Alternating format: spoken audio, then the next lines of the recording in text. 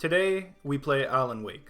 Sir Wake is a horror story writer who suffers from strange nightmares. In this one, he is late for something, but he doesn't know what.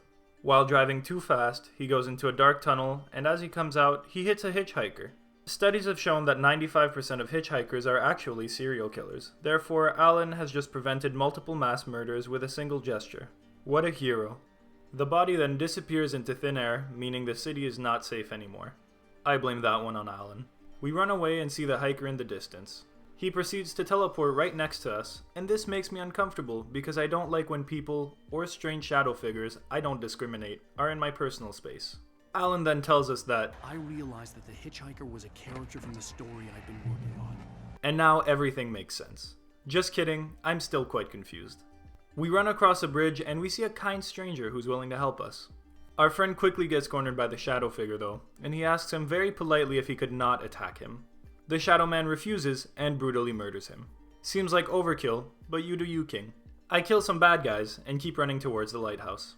I get up the lighthouse and I look up some stairs only to realize that the nightmare has just begun, because when we wake up, we see that our wife is in the driver's seat of the car. Not that I have anything against women driving or anything, I would just rather not have a female driver for my own personal safety. The story is set in the beautiful town of Bright Falls, where we are currently on vacation. It seems like we came at the right time, as this dashing gentleman informs us, because the premier event of the year, Deerfest, is only 2 weeks away. We get a call from our best friend and manager, Barry, who sounds kind of annoying, not going to lie. We need to get the keys to the cabin we'll be staying at from a local diner where we are greeted by a life-sized cardboard cutout of myself. Strange, but not unwelcome. This local diner worker seems to be a really big fan, and it's quite flattering. Maybe I should become a famous author as well. But anyways, we then get the key from a strangely eerie woman. Moments later, the person who was supposed to give us the key runs after us as we drive away. What a loser. I'm sure this will have no repercussions on us in the immediate future. We get to the cabin and it looks like a beautiful place to spend a relaxing vacation. We get into a little fight with our wife. Damn it, Alice. God damn it, Alice. And I choose to go outside to get some air.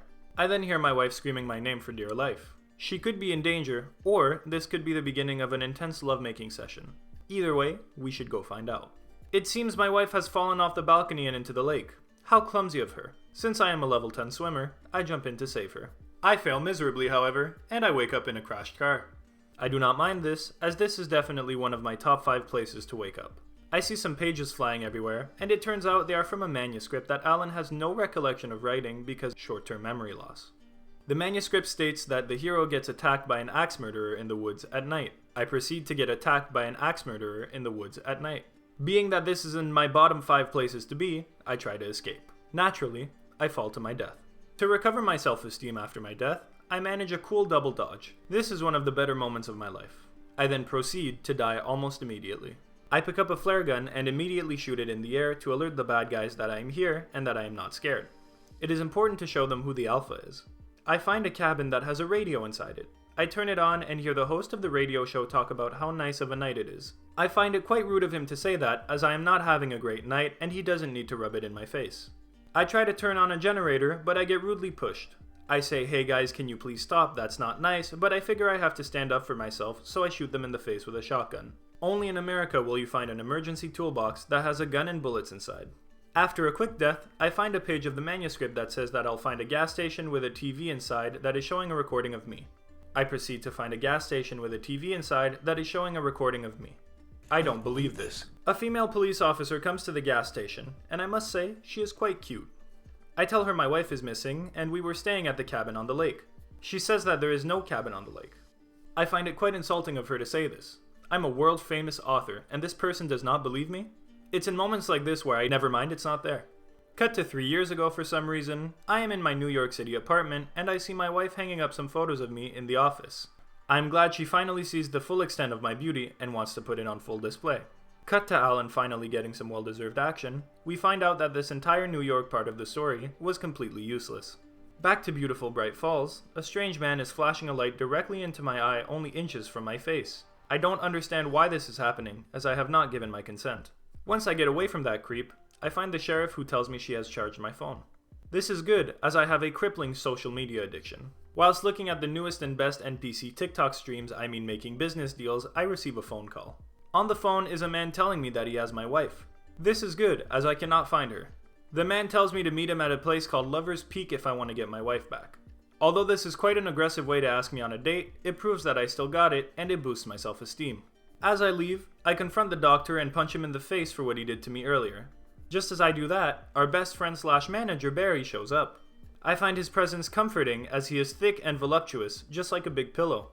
I tell Barry everything, but he doesn't believe me. I find this quite hurtful. He then asks me if I've been drinking. I find this question quite silly, as he knows I am an author, and I am in a constant blackout state. I am preparing to go to Lover's Peak, and Barry is asking me how he can help. I tell him that if I am not back by morning, he should call the police. He responds by sneezing, and I take this as a yes. As I make my way to Lover's Peak, I hear cries for help from our friend Rusty. He claims that he has been attacked by darkness. He tells me to go find the circuit breaker to turn the lights back on. It turns out there is an axe lodged in the circuit breaker. I'm no electrician, but I doubt this is an efficient way to optimize electricity. As I return to tell Rusty that his DIY electricity hack has failed miserably, I hear him screaming and crying. Possibly due to disappointment. Rusty attacks us, so we shoot and kill him. Barry calls me and asks what that was. I tell him, "Don't you worry, you thick juicy boy, Daddy Allen will keep you safe." Back on my way, and I get attacked by someone who is hiding in this very cool tree. I kill him and take his spot in the tree.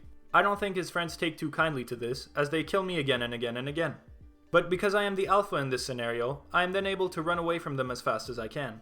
I get on this cool gondola, and wouldn't you know it, I get attacked by birds. I crash and am about to be brutally slaughtered, but a nice gentleman comes and saves my life. I somehow conclude that this is the man who kidnapped my wife. I am now torn because he saved my life, but he is also the reason that I am in this predicament. Maybe with my wife gone, I can fulfill my fantasy of having thick boy Barry, let's go save my wife. The man tells me that only sissies are afraid of the dark, and I'm starting to think that maybe he isn't so nice after all. After fighting off a horde together, I ask him where my wife is. He tells me he wants every page of the manuscript or he will make her suffer. I then punch him in the face mid-sentence because I have poor conflict resolution skills. Mean man runs away, so I chase after him, but quickly step in a bear trap. I find a generator and immediately jump for joy. This proves to be rather ineffective in starting it, as I almost instantly get hit and die. I take my anger out on this barrel by kicking it, and it just so happens to bring up a platform that I need to get to the next part. This proves that violence is the answer. I get attacked by the biggest and baddest boy I've seen so far, but I immediately prevail. Just kidding, of course, I die repeatedly. I then find a car which allows me to show off my impeccable driving skills. I get a phone call from the kidnapper, who tells me he wants the manuscript. I tell him I don't have it, and I need a week to complete it. He says I have 2 days.